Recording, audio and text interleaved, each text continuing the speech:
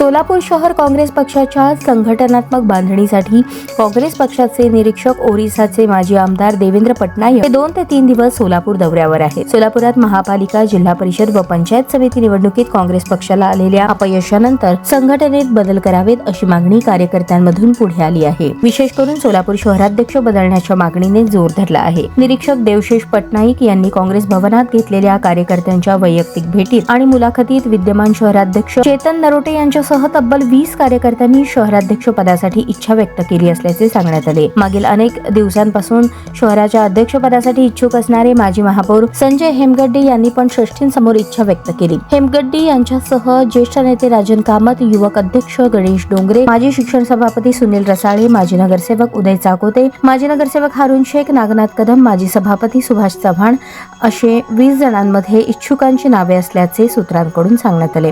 विशेष करून मुस्लिम समाज आणि पद्मशाली समाजातून कोणत्याही मोठ्या नेत्याने अध्यक्षपदाची मागणी केली नसल्याचे समजले. कोणी काहीही करो, पण खासदार प्रणिती शिंदे यांच्या मर्जीशिवाय पक्षश्रेष्ठी सोलापूरचा अध्यक्ष निवडणार नाहीत, हेही तितकेच खरे आहे.